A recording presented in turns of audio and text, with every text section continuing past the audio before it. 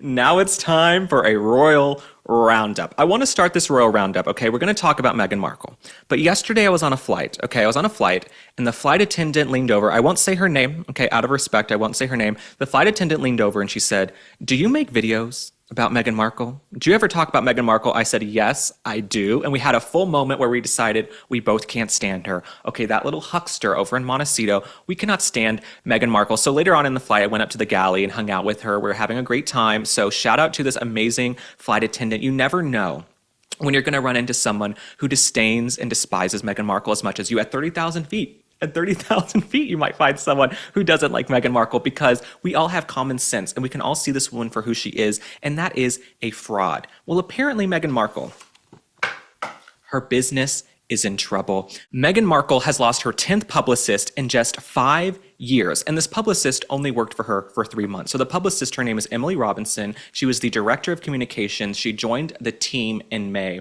Now, her friends say, allegedly, she's not a quitter.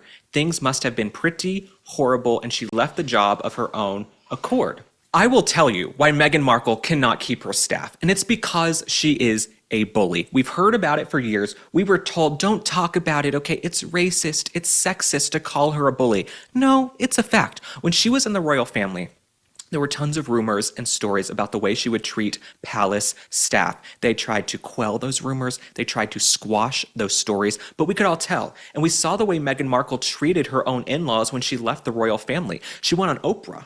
She went on Oprah and accused her family of racism with no evidence, and then quickly walked that back. We've heard these rumors for years, like Kamala Harris. Kamala Harris had a 92% staff turnover the 4 years she was vice president. Could you imagine if you run a company and you turn over 92% of your employees in 4 years? Something is wrong.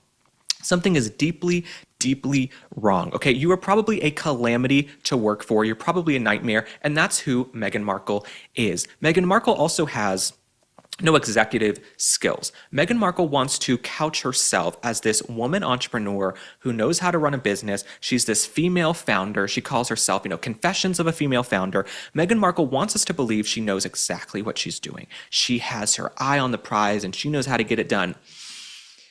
If you were good at running a business, Meghan Markle, you wouldn't have lost your 10th publicist in 5 years. This is a big, big problem. And when I was in Los Angeles recently, I went to lunch with some people and they knew everyone in the industry. They knew several people who had worked with Meghan Markle and Prince Harry and had been involved with them, and they all went running and screaming for the hills. I think also the problem with Meghan Markle is she's so scattered to me. She's so frenetic and just jumpy. She jumps from one thing to the next. It's hard when you're in a communications job to work with someone like that, because they'll give you a directive. Hey, we're going to come out with this product. We're going to do this. We're going to do jams and jellies. You run with it. They do one drop. Meghan Markle's decided, maybe I'll go into fashion. I don't want to restock the jams and jellies till 2026. So if you're a communications person, you're an employee, you're kind of having whiplash trying to please the principal that you work for. But then the principal is so scattered, she's expecting you to jump when she says jump. Okay, and I couldn't imagine. I don't know if Meghan Markle has offices. I think they use their big, McMansion in Montecito as the office. I couldn't imagine being in that house. I see why Harry allegedly does psychedelics all the time, because he has to deal with her. But it's no surprise to me why Meghan Markle can't keep her staff. She's a horrible woman. She mistreats people, and we've all known it for years. We've known it for about 10 years. We were just told not to talk about it because you're racist. You're racist and you're sexist if you say a woman is hard to work for. If you say a woman's being a bitch, she might be sexist. No, no, no, no, no, no. She might just be a bitch, okay? This whole narrative that we can't judge her because she's a woman or she's a woman of color, I've had it. Meghan Markle, you know what? You're a terrible boss, and there's a reason you can't keep your staff. I think also maybe part of the problem is Meghan Markle seems like a cheap celebrity. Celebrities are often very cheap. Same with politics. Politicians can be very cheap. She probably doesn't pay these people enough to put them through the type of misery she puts them through. So they're going to go and find other jobs, okay? Especially if they live in California and they've got a lot of rent and a lot of bills to pay.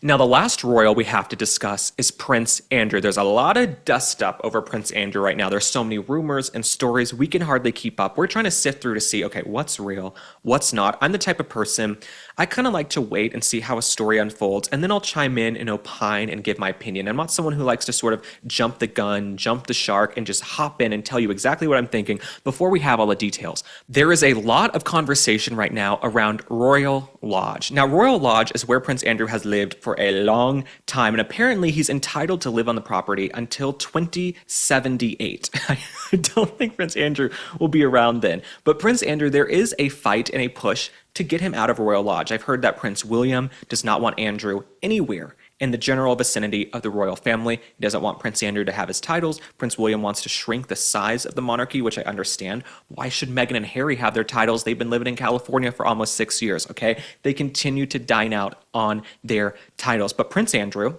and Fergie, I don't know.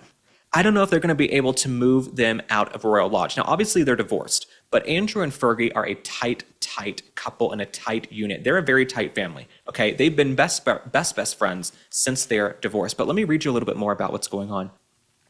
So Prince Andrew is reportedly in talks to leave Royal Lodge and Windsor Great Park. Sounds fancy. The 30-room mansion where he's lived since 2003 after giving up use of his titles. He's in advanced negotiations on a daily basis with King Charles regarding his departure from the residence, the Telegraph reported.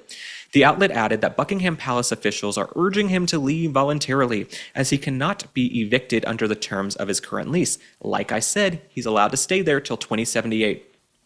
In a copy of the lease agreement for Royal Lodge shared by The Times this week, it was revealed that Prince Andrew has paid 1 peppercorn if demanded in rent per year since 2003. The Telegraph also reports that there's a growing sense that Prince Andrew will agree to move out despite his initial response of digging in his heels and pointing to the 50 years remaining on his lease. Should Prince Andrew agree to leave Royal Lodge, it will have to be decided where he will live and if he will receive compensation for the millions he has spent on the property's refurbishment work and maintenance. Here's my thing. I'm conflicted. Okay, and I know I'm going to get eviscerated in the comments for this. People say Prince Andrew's disgusting, he's a predator, he's horrible. I look at Prince Andrew, I say, okay, let's accept all of that. The man has lived in this house since 2003. He's lived in the house for 22 years. Okay, last time I checked, I think Prince Andrew's in his 70s. He's not a spring chicken. Don't include him in things. Don't invite him to the banquets or the dinners. Don't use him publicly as a member of the royal family. But from a PR standpoint, from a publicity standpoint, if you kick Prince Andrew out of the house and there are moving trucks and he has to move out, you're just going to further the story. You're just going to enlarge the situation and make it a bigger spectacle. Do you guys understand what I'm saying? The royal family right now, they have really got to rally around and decide who's a senior royal, what is our brand, how are we moving forward into the 21st century? So for Prince Andrew, I think if they kick him out of the house, you're just making the situation even bigger. So I would let Prince Andrew stay. But that doesn't mean you use him for anything. Don't use Prince Andrew for the fabulous events or the banquets. Don't let him use his title, but let him stay in the house. Because if there are moving trucks there, this story is just going to get bigger and become more of a blank show for the royal family. You guys need to hear about this. Today's show is brought to you by Oxford Natural, the people behind Optimum Day and Optimum Night. These are all natural supplements, and thousands of Americans are already using them because they actually work. Here's the deal. Optimum Day gives you clean energy, kills those cravings, and helps with weight loss. Optimum Night, that's your reset button. It calms you down, gets you sleeping deep, and you wake up ready to go again. And the results are insane. Michael Owen, the England soccer legend, he is down 40 pounds. Robbie from AFTV dropped over 100. Linda, a top law exec, she's down 50. Real people, real results. So if you want in, scan the QR code or go to the link below. And if you use the code SPOT, you get 70% off your first order. Yes, 70% off, so don't wait. Start your transformation right now with Oxford Natural.